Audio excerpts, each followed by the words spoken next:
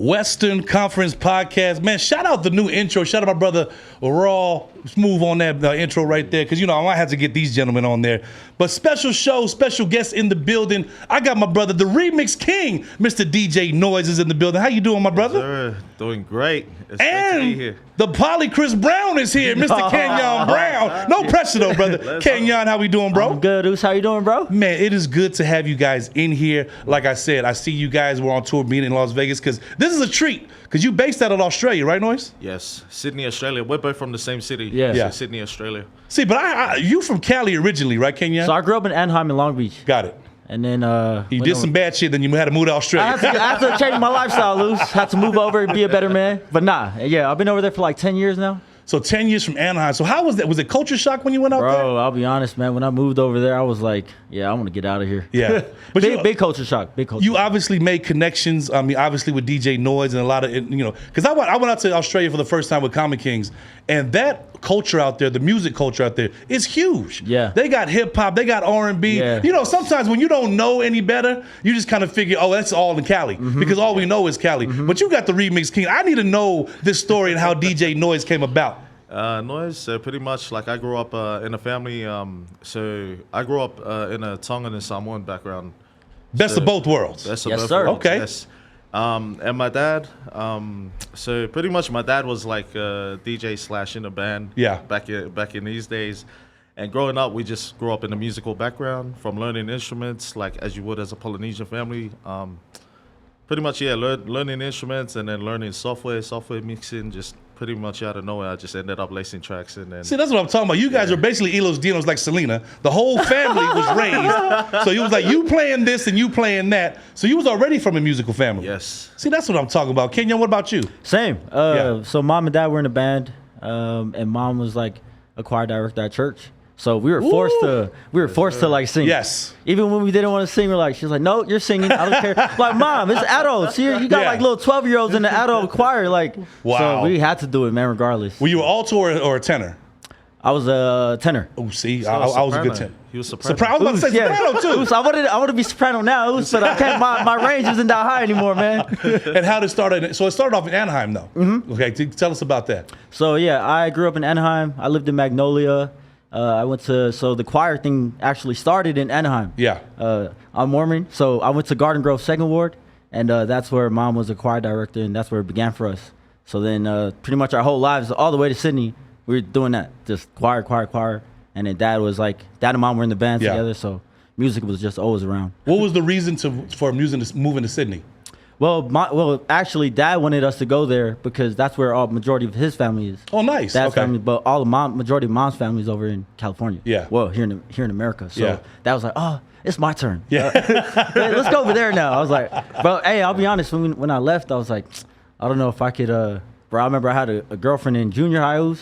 So it was junior high when you moved to Australia. When I left. Okay. And I remember having a girlfriend. And I was like, hey, babe, I'll see you in 7 years. Wait for me. That's tough. That's Bro. tough. In California, junior high school, because that's when you're just starting to get with the girls. Yeah, bro. Junior high. So you had to tell your girlfriend. Yeah. How long was you with her, though?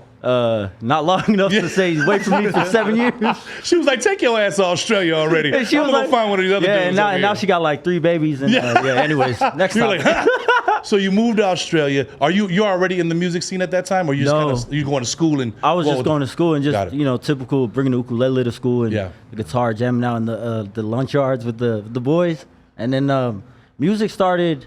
I think after school. Yeah. After you were done with school. After I was done with school. Got it. It was just like a hobby at the time. Yeah. I remember I got like a little the old little white dinosaur MacBook. Yeah. The one with the curvy edges. Yeah. I got that, and then I was recording into like plugging the Apple headset Yeah. and singing into the mic and that, and I was recording on GarageBand. So I would just do nice. like little demos and then post it on SoundCloud, and then I just When you had moved to Australia, was it kind of hard finding friends at first?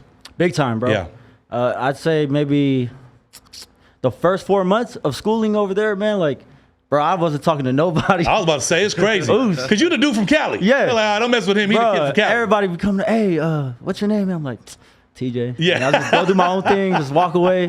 And I was like, damn, I'm not going back in 7 years, Oos. Yeah. So Exactly. that girl's not gonna be back in my life. So I have Because to at make that friends. point, when you go into Australia, you're like, man, I still want that one that was yeah. away from me. You're And like, oh, then, she already got a bro, new and then boyfriend. like I say I'd say 2-3 years in, I was like, okay, it's kind of nice here. So it took some time. It took time. Yeah. And like my whole family went there. My siblings. So my little sister's Bina Butter. Yeah. My older brother's Relic Brown. Same thing. We all went together, and it was a bit tough for us. Like, you know, because we only knew what we knew growing up here, like our whole childhood. Like those are like the very important memories as a kid, you know. And all your cousins are here, so when we went there, we had a lot of family there. Like we already knew we had a lot of family, but we just hadn't grown up with them. Was it so different from Cali though? Very different, man.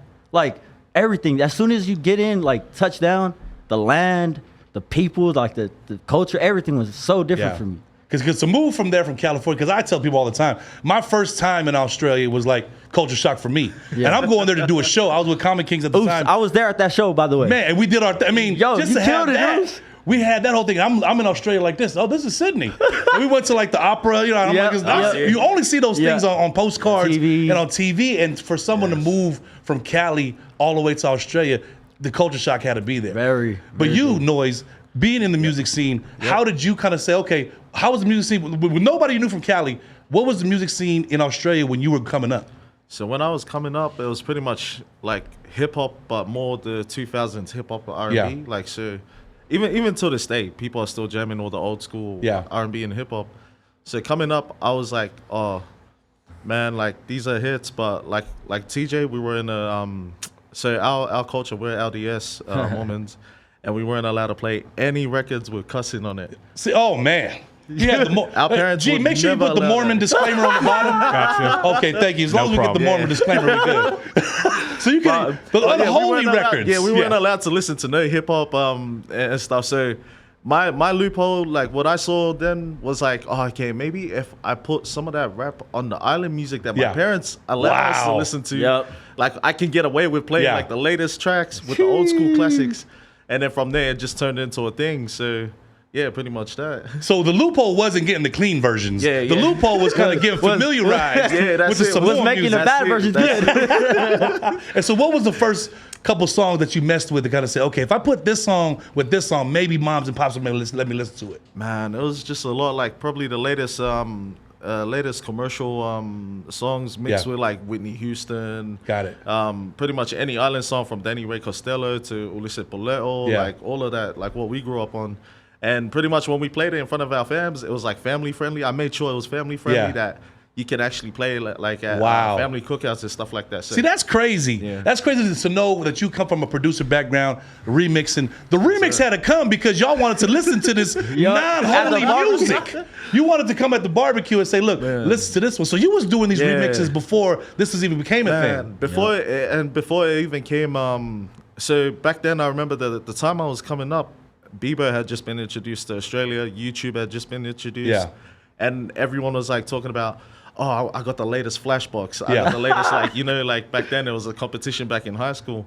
And then phones were coming from like polyphonic ringtones to MP3 ringtones. Oh, wow. So I would always have, I would always like be one step ahead. Oh, you got the new song? I made a remix. And then like, and that could be your ringtone now. I had no idea that it was just going to blow up. And then out of nowhere, like, pretty much history was made. See, that's crazy because I always think, and that's me, us living in California and living in the States, we always think the islands in Australia is like 2 years behind us. We always think, oh, my brother lives in Samoa. And I'd be like, hey, what's the new music out there? I was like, NWA, you know, kind of jokingly. And he was like, nah, we get the new music. So they went straight to NWA. But that's what I'm saying. If you wanted to hear NWA, you had to mix it with a 5-star song before you could even hear that. Exactly. Yes. See, but that whole upbringing of music being like already second nature to you, that already being with the family. Exactly. When did you kind of say, okay, YouTube is new. YouTube was there, now you're starting to do these remixes. When did you actually have that one song to say, okay, I can actually do something with this? I think it was around when I was 17, like 2007, around 2008 when it started popping off. And then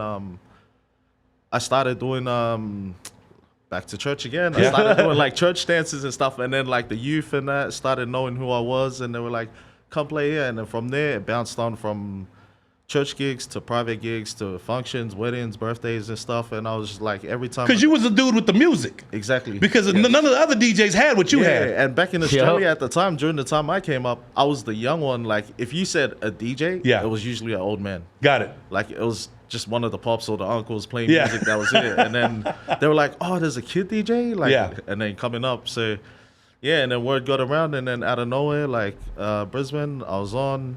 I pretty much started like flying interstate. Oh, nice. Interstate, doing gigs, club gigs, and from there I just started building, pretty much building my following. And it sounds like it's the beginning, 2008, that's the beginning of social media. Yes. Like social media, I think for artists like you as well, Kennyon, is really kind of like, if you was hot on social media, you kind of got more play than what the regular, 100%. what the regular steps were. Yeah, 100%. So now that you have social media in play, how did you kind of use that to your advantage? It was pretty much, as soon as I saw one remix take off, it was just like another after another. And it got to the point where I was just pushing anything where people are like, oh man, DJ Noiz ruined the song. Yeah. And I was just like, I don't care. That's when you know you're doing it right, And though. they came around. Exactly. They ended up That's when coming you know, around. when you have the Exactly. haters say, oh, why did DJ Noiz mess up that song? That's when you know you're actually doing something. So now you got the haters. Now you made it. Mama, I made it. You got haters. So now, You got haters. now that you got the pretty haters, much it, yeah, what was the so- first remix you had put up?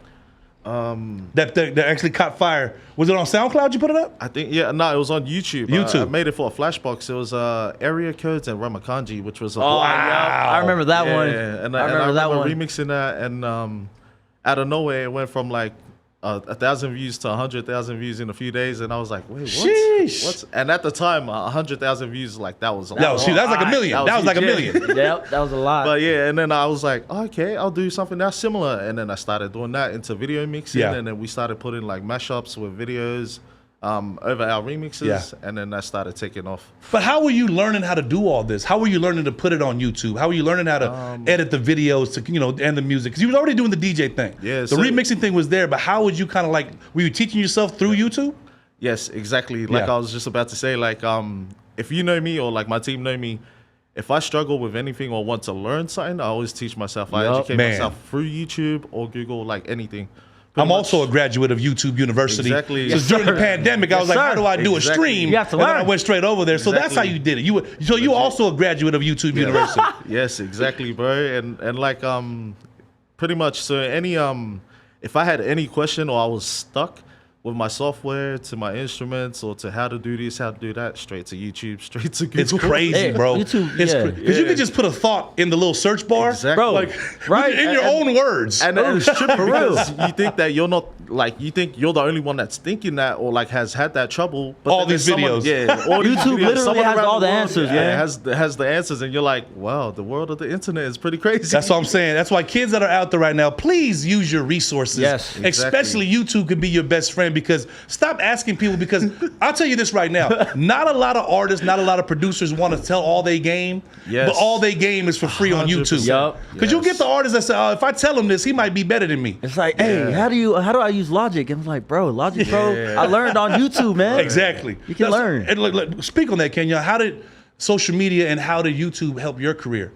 Bro, like, I mean, with YouTube, for me, that's, so I'm being for real, that's how I learned how to use Logic Pro and stuff like that. Legit, I was like, same thing, right? Noiz, like, we just go on YouTube, like, okay, what does this search, what does that part of Logic Pro, what does that button mean? So forth and so forth. And then, like, but it took years of learning, Yeah, you know? So, absolutely. And then that's just how, and then obviously Instagram came into play, and same thing, just how do I learn how to use Instagram and, you know, stories, reposting, and algorithm and all the other stuff. So everything is on Say online. it. He said the A word, algorithm. I don't know. Hey, I only know the word. I don't know what it means, but I just know algorithm. All right, it sounds smart. Back to our YouTube, the algorithm. You guys have to know, if you guys ain't getting the likes and the views on your videos, go post it later on in the night, because the algorithm ain't hitting right. And if you don't know what it means, Google it. Google it, go right to YouTube. Like, what's the algorithm? But back to I mean, now you got the remixes going. Now you kind of like traveling within in Australia. Yes. When did you start to get a worldwide appeal and say, okay, wait, I'm not just popping in Australia?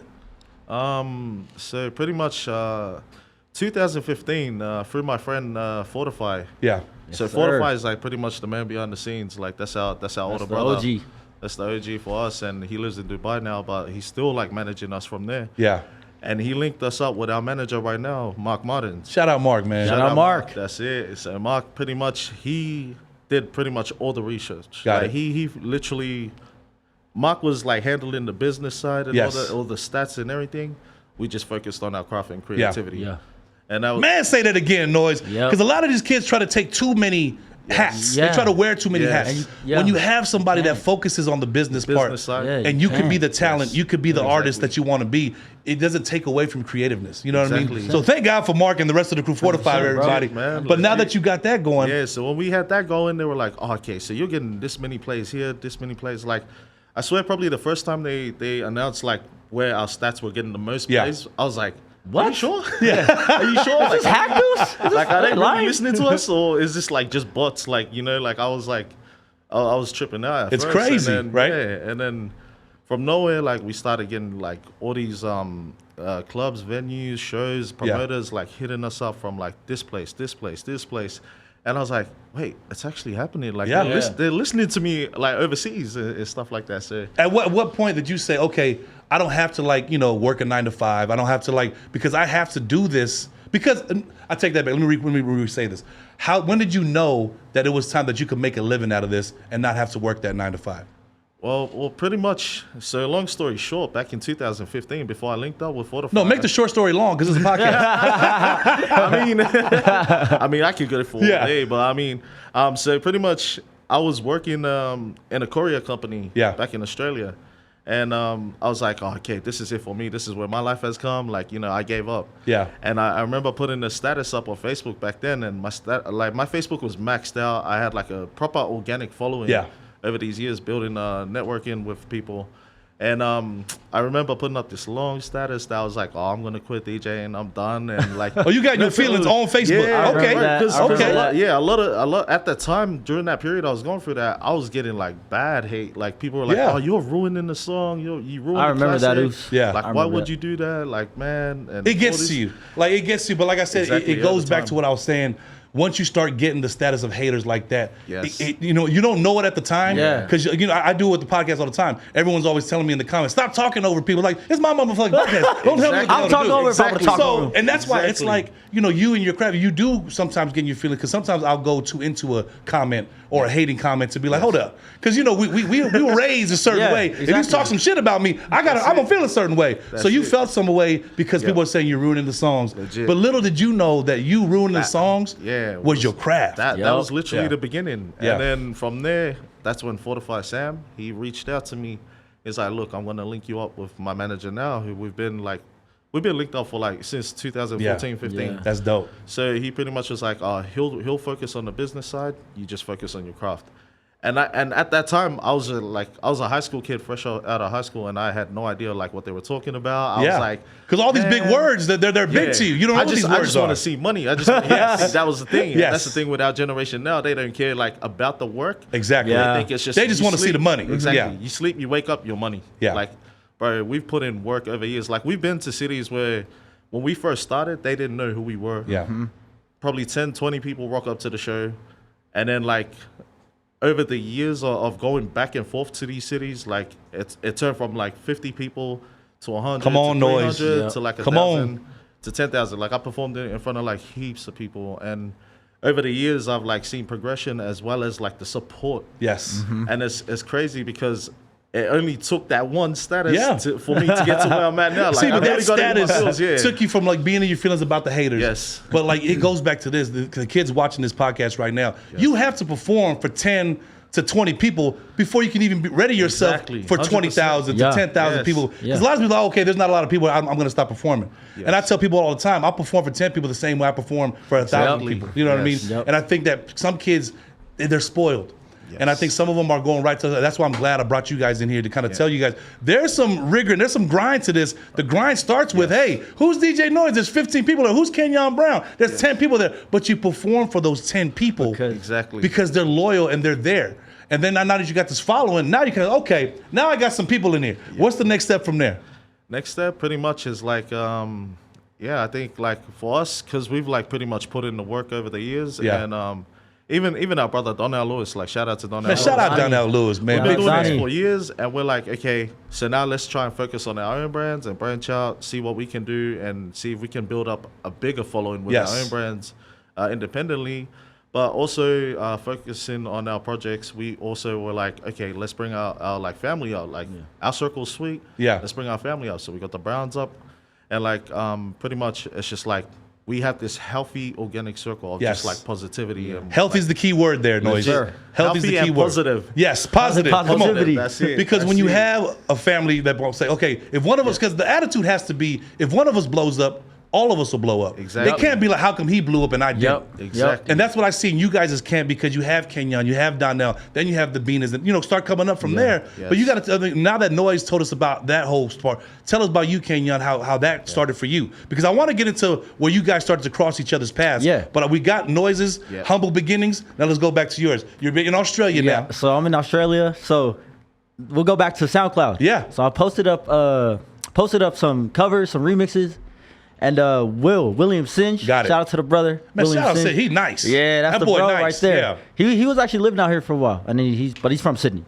So anyways, he hit me up on Twitter because he found me on SoundCloud. Got it. And at the time, this dude was like peak on YouTube. Yeah. He was like the dude, the cover guy. He was like the guy. At that time, bro, Yeah. his streams were crazy. Yes. He hit me up, and then I had to hit up somebody else. I was like, bro, is this a burner account? Is this like the real? Is this really Will? Yeah. Me? You didn't want to know if it was some fake sins. You thought, this might be a bootleg one. Bro, and I'm like, burner account for sure. So I asked one of the boys, and he's like, bro, that's Will. Yeah. So I replied, I was like, bro, I can't believe you hit me up. Like, I'm a big fan of your craft and your work.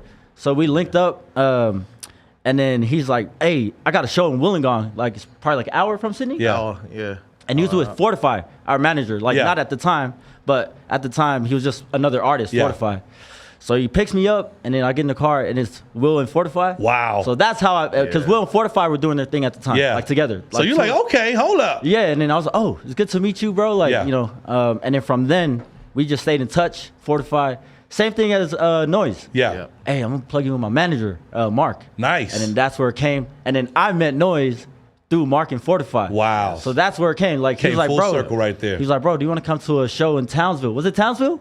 Yeah, Townsville. everyone linked up there, yeah. And that was our first show together. He was like, oh, do you want to come do a show with Noiz? And I hadn't met him yet. Yeah. I hadn't met him properly. But you had already heard about Bro. it. Yeah. Oos. I was Noiz already had that following. I was in high school Noiz had that jamming. following. I was in high school jamming in Moose. Like, so then when I first met him, I was like, bro, so good to meet you. Yeah. And then, bro, like, fast forward to now, we just been locked in ever since. Yeah, so ever since. that's just where that tie was for us, for all of us. When you were doing these covers on YouTube, did you ever think you could make, a career of this? Or No. you were just doing that as a hobby at I was first? doing it as a hobby, like I Yeah. said. I was just trying to do stuff on the side of work because I was working.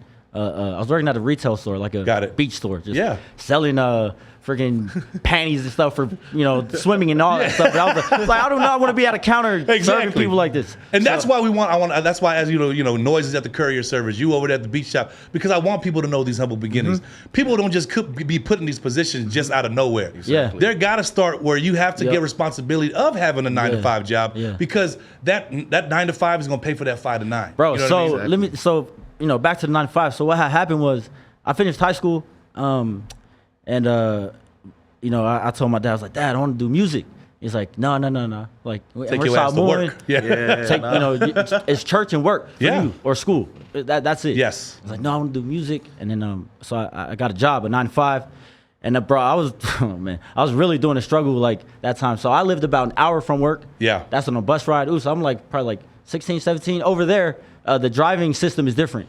Yeah. So I think you get like a full license at the age of what here, like 8. I think it's like 18 over here. So like over 16, there, 17 maybe by the roughly the same. 16. Yeah. 16. So I didn't have my license, Zeus. I was busting it everywhere, training it everywhere, because public transport is very big over there. Yeah. So everybody just be training and busing it. I had to take like a 45-minute bus ride to work. I had to walk like 10 minutes to the shop. Come on. Same thing back. But to walk from my house to the bus stop to go to work was like a 15-minute walk, like down the hill. So I did that like for a year, and I was like, damn, I'm not making enough money. Yeah. So I was like, you know what? I'm gonna do this, save up, and go and find some music equipment. Yeah. So then I went on Gumtree at the time. It was Gumtree. There's no marketplace at the time. That's it was like, Gumtree. what they call it, Craigslist? Or Yeah. The Craigslist. Oh, yeah. So Gumtree is like the Craigslist. Yeah. Because at first I thought it was a tree where you buy gum, man, but it was cool. So Gumtree, yeah. Is it Gumtree? Yeah, Gumtree. Yeah. Gumtree. So I went on Gumtree. I was like trying to find like a keyboard. Got it. And I was like, damn, I need to give me a keyboard, a mic, a laptop. No, I'm trying to get it for the low. Yeah. I'm not trying to buy it Yeah. outright. So I had one. I found like all my equipment was probably on the other side of Sydney. So it was about an hour and a half train ride. And then I remember getting over there to the other side. It was like maybe like a 20-minute walk. So I walked down from the station. I'm over there walking back. That boy did a lot of walking, didn't he? So I was like, I look back now, I'm like, damn, I wish I got my license earlier. But anyways, I remember I walking back to the train station with like a keyboard and a laptop and a mic hanging out, and then people were just looking like, what the hell is this dude walking around here with music equipment in his hand? In the back of the bus like Tyrese. I'm on the train. It was packed as hell. I'm just standing there. And that's where it started for me, bro. And I remember, I'll never forget that day because it took me the whole day to get there, get back. You working there and you catching the bus and you having to go, it taught you discipline. It disciplined you to the point where you knew you could get up in the morning. You had to wake up at a certain time. You had to take a shower at a certain time. You had to be at work at a certain time and be at that damn bus stop. So like it goes back and shows into your work. Like you had to do that before you chose. Because in a Samoan household, you saying you want to do music, Pops will say, okay, sing something. And if you don't sound like 5-star or somebody, he's going to be like, oh, sing it again? Take your ass to work. You go to work now. So that's how it happened, bro. And then, that's it. And then everything was history. My situation was similar to that. When I was working, and I was like, oh yeah, I'm gonna quit DJing.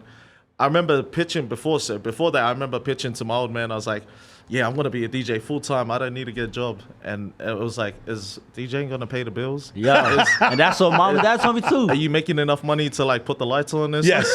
Because I remember when I told my dad I wanted to be a DJ, he was like, is he going to pay for this bill? And I'm like, not right now. Not right now. Take your ass to work. Later on. Because, so old-fashioned Samoan parents, they don't believe in the dream. You go take your ass to work, take care of your family. And that's, because we're so family-oriented. Yep. Now we're in the mindset of entrepreneurs. Now we're in the mindset of being artists.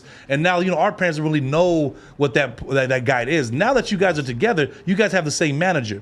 Now you guys already have this hustle. Noiz is making a little noise, pun intended. And then you got Kennyon over there with the keyboard on the bus. Now you guys are coming together like two butt cheeks. Tell me about that story. Man, so I think, when we first linked up, I remember I was full fanboying this guy. Yeah. I was like, man, this guy's from, and he had the accent there. I was heavy. Heavy. Bro, this guy's from America. He's the first guy from America. Wait, hold on. No. So you say the accent. So check this out. When I went to Australia and I'm talking the way I'm talking about, everyone there was like, man, your accent is like, what accent? Can you say water? Can you say water? Yeah, bro. So you're saying him being from Cali, that was like an accent that caught you guys' attention. So like you said, you had a culture shock coming to Australia. Yeah. Bro, me from Australia, I'm Australian born. So when I came to the States the first time, bro, it was like our worlds were mirrored. Wow. So pretty much in Australia, we say like, instead of miles, we say kilometers. Yeah. Instead of Fahrenheit, we say Celsius. Instead of gallons, it's liters. Yep. And stuff like that. So you had to familiarize yourself with, there's a few things that are different. Yes. And then, bro, everything was just different. So like I said, when I come here, even I bought my baby mama out with my daughter when we were in Hawaii. And it was her first time leaving Australia. Wow. So when she came here, same thing with me, same reaction. It was like, bro, we only see this in movies like, from Australia. That's dope. So some of us that are aren't lucky to have the privilege of coming out here, because it's not an easy thing. And so it's just being here, it's like a whole culture shock for us. So.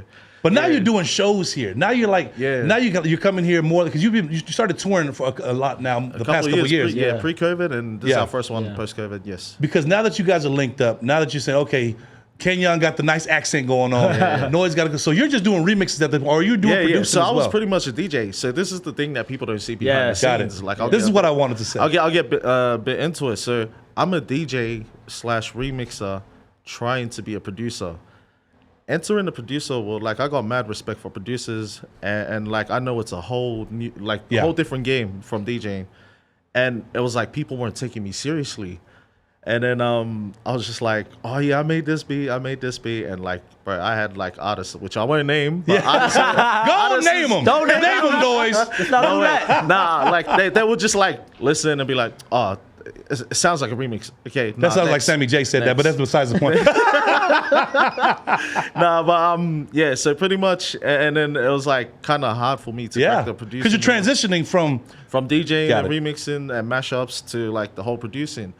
But when I first linked up with Kenny, and I remember showing him beats, he was like, "Man, these are fire. These are fire," and I was like, bro, this guy's playing. I was like, he's just Gene. This guy's. And then you hear it in that Cali accent. You're like, okay, it might be pretty good. Like, oh well. And then I remember I sent him a beat. I can't remember. Would it would have been Senorita? Yeah. Senorita. Wow. It was Senorita. Like getting into that story. So I remember showing him the beat for Senorita, and then he was like, bro, this is a mad beat.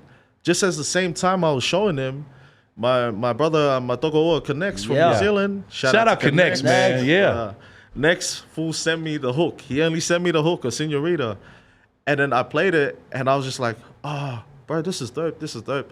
Not realizing that this guy and Donnie was in the background listening. And they were like, bro, we need that. We need to jump on We that. forced ourselves onto that song, Oos. Bro, that gave me so much confidence. So wait, you guys almost didn't make it on that song. We almost did it. No, because he was just jamming it to was it. just gonna be He was me just and listening Connects. to it. Wow. And then, bro, we like So before that, so reason being why it was only gonna be me and Connect. So before we made Senorita, Connects had sent me the vocals for Off of Mai. Yeah. Oh wow. And he had already released the original, which I had no idea of. And so I feel at the time I was learning, I was getting into the whole producing world, and then I was just making beats.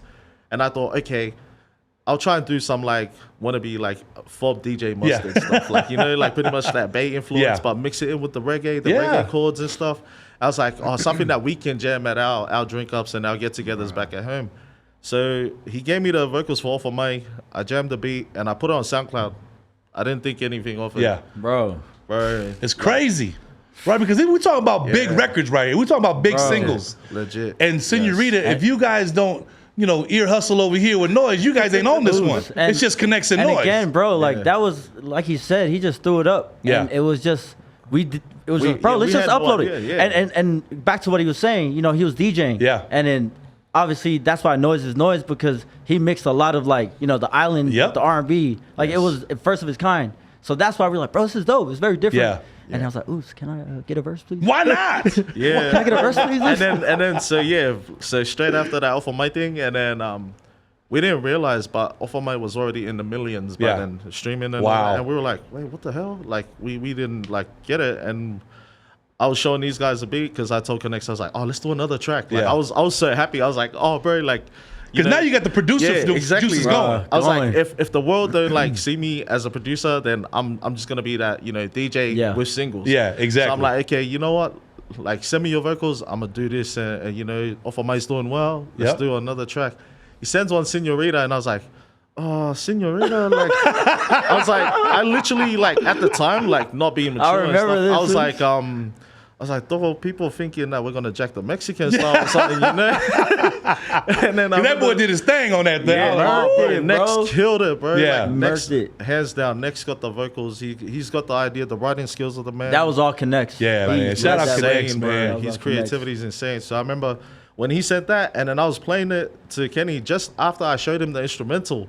And then, the boys were all just jumping. They blasted it. He was like, I got to get on that one. We got to get on it. And at the same time, I'm still new to the circle. He's so like, oh, are you sure? Yeah, really? Like, yeah, bro, this is hard. So I really thought they were gassing me up. And I was like, oh, they like this. So I remember flying back home because we're all from different cities in Australia. At the time. Yeah. So, and then I remember going back home, flying home, and then telling my brothers, I was like, bro, Kennyon and Don want to jump on it. They're like, oh, yeah, are you sure? Yeah, whatever. They're like, yeah, whatever. And then, when this guy sent me his verse and then Don did his, I was like, whoa, okay, let's do this. Because fast forward later, sorry to hug up all the mic. No, bro, tell we them. We need this story. We need this story. We know this. They need to know this. Senorita, fast forward to Senorita. So Kenny had jumped on Senorita. So I was like, okay, I'll try and get Don on a solo project. Mm-hmm.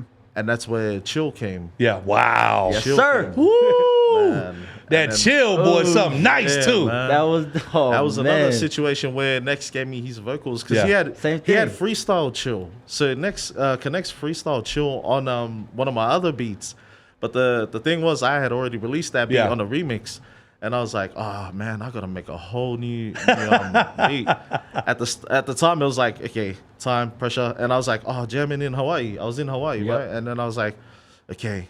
I'm in Hawaii and I'm by the beach in our Airbnb, just cooling it, and I was like, oh, I want to try and do something with the vibe was going. Vibes. You had the vibes going. So I was like, okay, and I started doing the guitar on the keys. I was like, oh wait, how about if I add this clap, the Bay Area beats and all that, and then out of nowhere, Donnie heard it, and Don was like, Same thing. Come on, man. Same thing. "Can I get on that?" Same story. Can I get on that? And then, like I said, history was made from there for my career. Man, speaking of history, I mean, you got Kennyon, you got Donnie, you got Connections and all this. You guys are in Australia just doing it at that point. And you're not even tripping off when you put it on SoundCloud. It started to get 100,000, 200,000, 300,000. Now you guys are saying, okay, we got to do a project together because now that Noiz is in his producer hat and now he's in his producer game, now you guys are saying, okay, now we can start doing songs and start making whole little projects of that. Who out of the crew was like, okay, bro, stop messing with the remixes and let's get serious about this producer stuff? This guy. This guy right here. And like I said, just taking advice from our mentors, Fortify, and especially my manager Mark. He literally said, "Okay, you can do remixes and that, and it's cool." But at the time, because my remixes or my name hashtag whatever was trending, it kept getting copyright strikes. Oh, got you. And I kept getting I was getting my SoundCloud accounts. My first SoundCloud account was hitting like 24 million streams. Taken down. The next one was like 12 to 20 million streams taken down. Yeah, and I had copyright. to repeat the whole process. So doing that, I was like, man, I'm getting tired of just repeating the same process, building and starting from scratch. Because a lot of my DJ mates that we started with, when it happened to them the first time, they didn't know what to do. But and that can also take the vibe out. You're like, oh man, if they're gonna keep doing this, why am I gonna keep doing this? So you had to just stay strong and say, okay, look. When they're being taken down, it's getting 24 million views before they're getting taken down. It's getting 12 million views. So it can also discourage you. And then during that period, my manager was like, okay, look, this is what you should do, and it'll be safe, and it's also good for your brand. Drop some singles. At first, like I said, I was immature. I was like, whatever.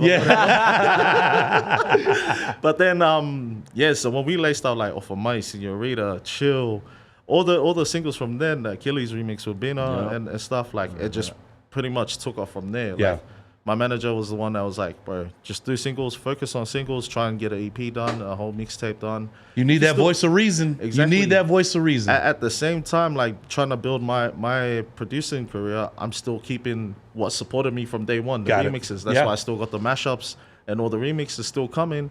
Because at the end of the day, I still got to keep my content for the people who supported me from day one. Legit. So, yeah, that's pretty much a background on mine. So. Come on, man. Crazy, man. You see Dr. Dre, the Polynesian Dr. Dre over here did his thing. But see, you just saw like you stayed true to what you was doing because I know as a DJ, the remixes can get, like, you're doing your own remixes. Yes. Now you start to see people come around, okay, hey, now artists are saying when you remix their song, the artists are taking it as compliment. Like for Noiz to remix my song is like that has to be like a thing that you made it too. Like how did you start just picking songs to remix, especially from Polynesian artists? Okay, so for Polynesia is mainly what was trending at the time on social media, and then what was trending around my trending around my hometown was pretty much like that was hot, and I was like, okay, if it's hot here, I want to try and make it hot on my platform. So then it got to the point where I was just remixing like up and coming artists and pushing out like their music before they actually blow up and stuff. And then just pretty much like mashing that with like what's hot on the radios and airplay right now. So I don't think because I think you doing that helped push these young artists a major push. Because I think if you got the co-sign from Noiz to do the remix of their song, they're like, dude, because a lot of young artists don't get mad at me. There were some artists that I didn't really heard of until I heard a remix from Noiz. And you know me, with Staffa, we know we have to know our music. So when I was listening to the Kenyons, I was listening to the Don, I was like, we got it through the circle of you guys doing what you was doing in Australia. So you guys don't know how much of an impact, especially now. Those watching the podcast now are listening to the story that Noiz is going. But you as an artist, Kennyon, you have to say, look, you got Noiz in your back pocket, but you're also an artist where you're starting to say, okay, my creative juices are going as well. Say, okay, I want to start doing this song with this person, or I'm just doing this song by myself. How does that process for you say, okay, if I'm not going to do a Noiz remix, what is going to be the next step for Kennyon? Yeah, bro. So like, to be honest, I kind of started around that time when I started working with Noiz. And same thing as him, like how he, was getting more into producing when we were doing the singles. I started wanting to do more music because I was doing the shit like. Ooh, you cut. Doing the shit with him. My fault. I was like, oh shit, my fault. When I started doing the songs with him, like I had maybe at the time one. I don't know if Lego was out by then. The first album me and Donnie did. But we started. It was around that period. Like that's where the inspiration started coming. Like damn, like I actually sound okay on songs and not doing covers. So then that's where I was like, bro, I have to go upgrade my equipment, get better mics, because I'm done singing into the Apple mic, the mic headset. Yeah, bro, it's just, that's where it began, and then forth, so forth. And I think you coming from Cali and you going out there to Australia. When I found out about you guys, I was like, they got some Cali in them. There was somehow, some way, there's some Cali in them. Especially you guys going now, but with the notoriety you guys both have now that you guys are doing shows, you guys are in Vegas, you guys are going, on tours like that. How is it different now? Now that you guys are kind of get the notoriety than it was when you guys were first starting out, and how is that big transition change for you guys? And how do you keep a level head? To be honest, it's definitely grown over the years. Yeah. But I think because we both know where we come from, we loved music first, before anything else. So that's kind of what keeps us leveled. So being able to come to the States and, being here and touring, the first tour we did was good. Yeah. But this tour right here, we're doing. This is probably our best one. Definitely the best one. It's not going to be the last time we're coming to the States. So we just can see the growth, and we're like, we're doing something good. Yeah. And I think we're on the right path. Definitely doing something right. And it's just more like over the years we come, the following's growing, and then just to see the crowd's interaction, whether it's from 1 to 10 to 1,000 people. Yeah. To see that person be happy and enjoy the show and get lit, it's just yes, our work is being appreciated. Yeah, absolutely. Pretty much, it's got an impact over here. So if anything, in any way that we can make you have a better day, feel better or feel good, man. That's all. It makes our work worth it, legit. Especially because, really you said, when you went on tour before, and then you see the crowds double. Yeah. Then you see the crowds triple. You're like, hold up, because you got to keep going and hitting those markets and hitting those markets, because sometimes artists get discouraged. Yeah. If they go to a certain city and they didn't get the people that they thought they was going to get. I believe in that, because I've done shows. We've done a lot of shows actually. Yeah. Where there's not many people, and I get discouraged. But then, after the set, I look around and I'm like, okay, these guys enjoyed it, and you appreciate that. And it made me you know what? I'm gonna go hang out with these guys and talk to them. And when I go out there and talk to them, bro, just seeing their faces, bro. And I think a lot of artists need to take from you guys and just what you guys learned over the time, because having the appreciation for those 10, 15 people that are there, you'll notice as soon as you go over there and kick it with those 15 fans, it's word of mouth. It's humbling, man. 100%. It's word of mouth, because those 15 people go tell their 15 people that. And so on and so forth. And you know who taught us that? Fortify taught us that. He said, come on, man. Fortify smart man. Yeah, you talk to one person, that's going to be 10 people there. 10 people onto 100. Just, you got to go and show love, because I know a lot of artists, and I get it why a lot of artists are standoffish. Yeah. I know how it works, overwhelming sometimes, but I believe that, really getting in touch and connecting with the fans, when you can, one-on-one, is bigger than you think. And that's one thing I noticed about you guys' shows that I see on social media, that I see you guys have.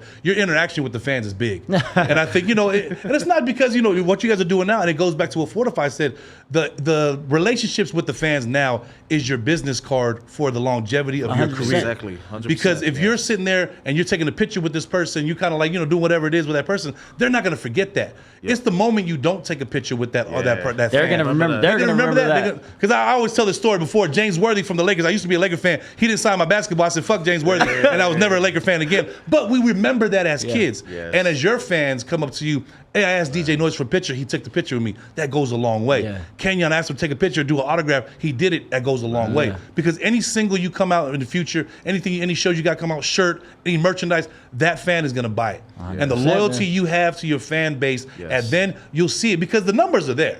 The numbers are there on SoundCloud, YouTube, and all that too, because now that you guys are touring, now that you guys start asking for a bigger bag now. now we're doing Western Conference podcast, the price done went up. But with that said, what's next for Noiz? What's next for Kennyon? I mean, our circle, what we got going on right now is working for us, and it's what's right. And people don't know also, our movement, Future Now, is pretty much independently done. Yes. We don't rely on no one. We do everything ourselves. Come on, man. Tell them again, Noiz. So it's independent. We're really you got to invest in yourself. Yeah, exactly. Coming out here, man, we big shout out to Mark, and we we pretty much put this on for ourselves. We're like, you know what? Let's book our own flights. Yeah. Figure out who is in each city that we can work with to go and get a venue for us. And bro, let's hope the tickets sell, and then there's your money. You got to do it though, fella. You know what I'm saying? You got to do that. Well, Mark and them are telling you guys, if you guys don't invest in yourselves now, no one will later on. Yeah. So now 100%, that you guys are fully just investing in yourself, because you guys have to have some sort of confidence when you guys are investing in yourselves to say, because the first you get that negative thing is gonna mess up the whole vibe in the camp. Yeah. You guys have to say as a crew to say, look, we don't want no negativity because look, if we're gonna go do this tour, let's pay for our thing because it's gonna pay for it when it comes back. Yeah. It's gonna come back tenfold. And honestly, trust me. like coming here, I feel like the payment for me personally is like meeting the new fans. Yes. Like, you know, because obviously we've been in Australia for the last, you know, touring for the last 4 or 5 years. That's it. We've man. been very like, you know, tapped in with the fans over there. Yeah. Especially Coming here, especially during the pandemic where we actually thought, oh damn, we can never travel. Yeah, like, exactly. again. At that point, we thought we was going nowhere. After I've that. never seen my family in America. Yeah, so after when the pandemic hit and then coming back out and everyone's being more appreciative, like it's made me like it's opened my mind to a whole new level. Well, speaking of the appreciation. pandemic, what were you doing in the pandemic? Bro, we were legit. Like I don't know if they know, but Australia was locked down. Yeah, like, no, Australia, you couldn't do nothing in Australia. it was worse than a camp. But as an Yeah, artist, legit. what were you guys doing? Because you know you guys were locked Work. down. I was in the studio 24/7. Pretty much it was just work, and then Got it. When on my off days, it was pretty much like just family time. But, Yeah. I think like probably 5 days out of the week, I was in the studio just trying to like stack up beats and try to like network with Yeah. everyone. And then during then we still made some singles. To be honest, I think pandemic was like a big thing That for was- us, bro. that was our we peak. created I've probably noticed that. some of our best.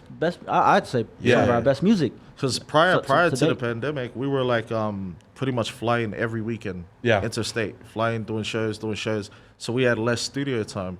But when the pandemic hit us for like 3-4 years, and then bang, We were only allowed studio time. only allowed. That's it. And you could only be with the close family at that time too. And if you wanted to leave your house, like I think it was like a 5-kilometer radius. Like you Oh, couldn't, wow. you Yeah, couldn't like- like go any. And police were like patrolling. So they it's like, came hey, down on you. Oh, it was like that out there, bro. Like it was, was bad bad. over there, man. So like you left your house, they was like, get your ass in the house. in certain parts. Yeah. Certain But where parts. we come from, like Western Sydney, Yeah. at the time was.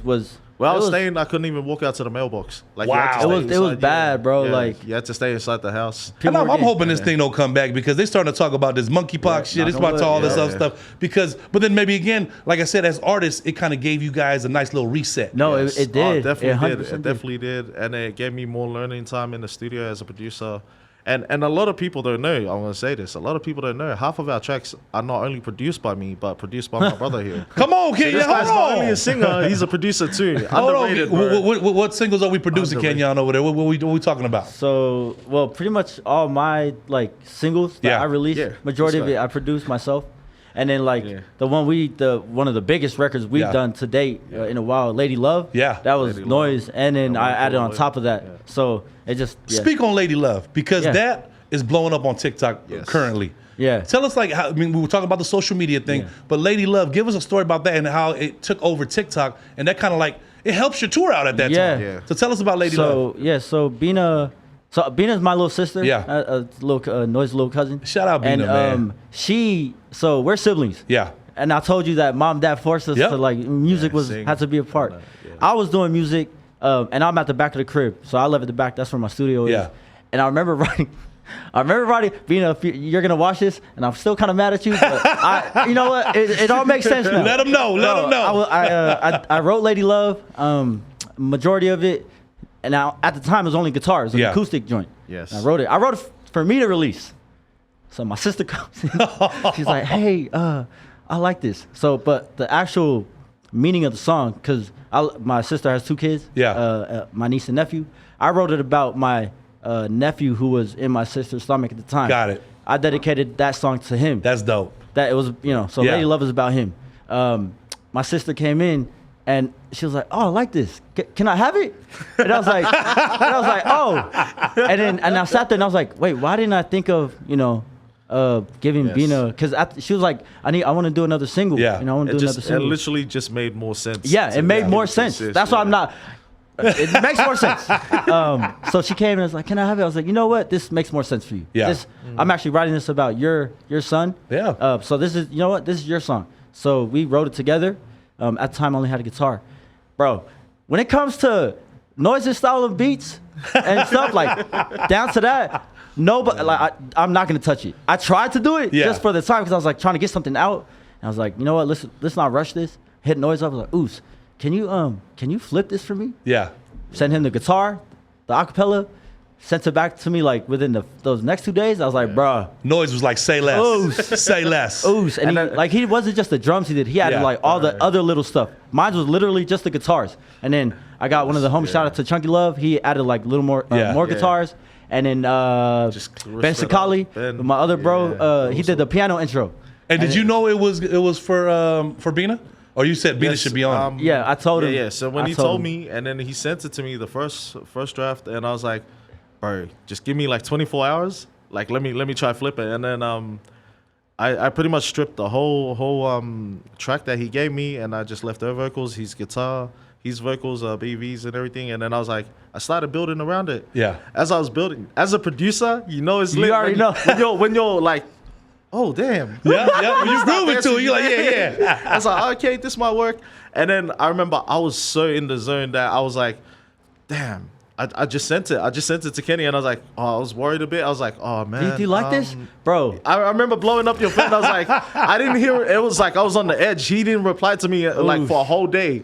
And then when he played it, and I remember he replied, and I was like getting nervous. I was like, oh, maybe I should like do something like similar to my style. Saw the typing. Yeah, you see the 3 dots? When I saw the 3 dots, and then I saw the first flame came, and ooze, and I was like, yes, we're safe. I was like, we're safe. We got one. And then yeah, so pretty much it went from that, and I was like, oh dang. But so with that release, we didn't me and Noiz still like talk about it. Like he did not expect it to go the way it is, and then back to it making more sense for my sister. Like I feel like that's a big part of the reason why it blew up, because a lot of people connected with absolutely her they resonated with it more because she's a young mother and it's about her kids, and very modest in the video and stuff. So I honestly like that. I'm so glad it went the way it went. Because when Bina hopped on it, and then you had the TikTok start taking over, it started being in all these videos. Yeah. And I was like, man, what song is that? There was that's Lady Love from Kennyon. But that goes back to my point. Social media can be such a tool to what we're using it for, especially for artists, especially for people that are trying to get notoriety. If they use it in the right way and they promote themselves the right way on social media, come on, possibilities are endless. See, come on, shout out Bina too, because you guys, she's gonna be on stage with you tonight too, right? And my older brother Relic Brown. Man, shout out the whole camp right now where we on that, bro. And people, we found out we're kind of related down, somehow. So it's down like a whole family tree. It's a whole family affair. So my brother and sister, and then Noiz. It's been dope, man. Like being on stage. So we got a show tonight here. Yes. See, that's what I'm talking about. But you guys coming together, this whole story that we just talked about, you see how you're coming full circle as we come to the Western Conference podcast. But that's why I wanted to talk about these humble beginnings for you guys, because not a lot of people know this story about Noiz. Not a lot of people know this story about Ken. Not a lot of people know this story about Bina, how this whole Lady Love came about. People appreciate it more when they know the story behind it. And that's kind of like the whole premise for Western Conference, is to let you guys tell this story and be like, come on, man. Once they see this, then you get these new fans that never knew the backstory for Noiz. Because like you said it before, these artists that hate on the creative part of it, they watch these now, and now that they know the story, they kind of like eat their words in a way. It's a funny story that you say that, because I'll actually say that the funniest thing for me as a DJ, when I kind of like, I was just like, oh man, there's always going to be haters around, no matter how big you get or how humble you try to be, they'll always be there. Because the funniest thing is, like, when a lot of people didn't know, I produced Lady Love. Like with the help of my bro, and then at the same time, I produced One Call Away. And then all the comments, away too, man. All the comments were like, oh, Neck Minute and Noiz remix. Noiz remix. And they're like, I hate DJ Noiz, but they're dancing to Lady Love. I'm like, absolutely. I made that beat. Like, so I know. Hey, you guys love me, man. Come on, dude. I'm just like, give it up to the haters. Exactly. Shout out all the haters that's watching this podcast too, because I'm gonna talk over everybody about this. But you know what? Before we get about here, tell me about the Young Go remix. How'd that come about? Man, definitely can't forget Young Go. Gotta shout out to the shout out Young Go, man. I gotta get him on the podcast soon. But that remix, boy. Come on, tell us how that came about. Because every time I played on my show, I said, I gotta ask Noiz how this even came about. We were huge fans before we actually big fans, linked bro, up, and then so it was like a year in the pandemic, and then whole vibe was just like on. That was the one, like on repeat. That was the one. From drink ups to family barbecues and stuff like that, we were just like, oh yeah, the whole vibe is the track, big time. And then I remember my brothers asking me to remix it. And I did this little, I had a remix before the released remix, and they're like, bro, you just ruined the song. Like, my own brothers told me that. I was like, oh, okay, you know what? And his brothers are very straight over some justice. And then it wasn't until Kenny and Mark linked me up with Young Go. He sent for the vocals and he was like, do your thing, bro. And I was just like, at this time, I was starstruck. I was like fanboy, and I was like, bro, like, Young Go. And I remember showing my brothers, I was like, bro, he messaged me, bro. Like, bro. And then, so pretty much that. And then, like, I had a lot of downtime during that period. And then we made the remix and like, just like every other mix, we just dropped it. I didn't think it was going to blow up. I thought, honestly, because Young Go is like legend status in Oz and that. So they love him in Australia. But see, that goes back to Yeah. what you were saying earlier. Yeah, you had to bro. make a version for the barbecue. Yeah. Because the original whole vibe with Young Go, it's a little hood, little gangster. I'm gonna bro, play that. But you put a little That's the noise on barbecue. there, you can play it at the barbecue and make a plate and start singing along. That's so it. that's you put that noise Yeah. on it. So You when put that noise touch. Yeah, exactly. When I put that on, and then it was like, okay, I'm getting tagged in videos. People are like playing at gigs, playing here, and I was like, bro, it's actually gone. And I was like, oh man, I wish I could have added a bit more. Bro, Wish I Noiz could've always added does more. that. So that's my next question. When you do a remix and you hear it and it's already blown up, do you like, man, I wanted to add a little bit more? Neon Moon. Oh, That remix. man. Neon Moon. Always tells my him. God. He always tells him. Till this day, I'm like, if I knew it was gonna go that viral, I would have properly Bro, like talk made about sure us being it in Vegas. Neon Moon is played by EDM DJs in Las Vegas. That Man, version. when I saw version. Diplo, That version. A lot of when videos. I got tagged Yes. in the Diplo video and he played it, I was like, Come on, legit, man. I was like, I ain't gonna lie. I was in the club and I heard Diplo play it, and I'm like, I know that's not the Noiz remix. And then you heard And noise. then I heard, I'm like, hold on. And I shit you not, it was me, Bam Tuivasa, it was all of us after Bam's fight. And we were sitting there, and right when he played that, he kind of like didn't know what record to play, but he seen all of us drinking after Bam had won that, and then he played the DJ Noiz Neon Moon. And I was like, bro, that right there solidified, Yup. not just That's your viral. hard work. man, You know what I legit. mean? And that hard work, I'm telling you, is paying off. Keep doing what you're doing, bro. Thank you, brother. I can't even lie. Shout out my brother Young Go, but I didn't play whole vibe until the remix. Because I was like, it's a little hard. I'm a feel good music dude. So, but you know what? Before we get up out of here, what advice do you have to that DJ, to that producer that's watching this podcast right now? Right now, just don't listen to no one. Just trust in yourself, like as cliche and corny as it sounds, but legit, just pretty much put in that work, because at the end, like, bro, you'll be rewarded. Yeah. Legit.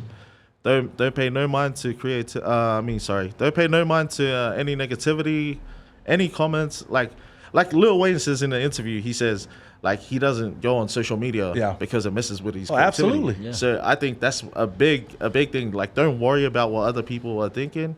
Just worry about like how much work you're putting into your craft and creativity. That's what I'm talking about. Kennyon, you? Same thing, man. Like, it's very cliche as it is. Like, bro, do not listen to people. And, and going back to the social 100. media thing, people are gonna talk. People are gonna like say stuff, you know. And you're not gonna please everybody. Not everyone's gonna like what you do. But then you got to do it for the people that actually love what you're doing. Come on, man. Like, back to what you were saying, Come bro. on. Like, there might be 10 people that listen to you. Yeah. Do it for them. You know what Yeah. I mean? And that's just pretty much it. And if you're trying to do music, like, bro, I was on a train with a keyboard and laptop, man. That's it. I was over there trekking it, man. So anybody can do it. Anybody can do it. Also, what's an artist that you haven't worked with yet that you would love to work with? Bro, the legends right now, Boogie, Fiji. You already man. know. Let me go put on a call real quick.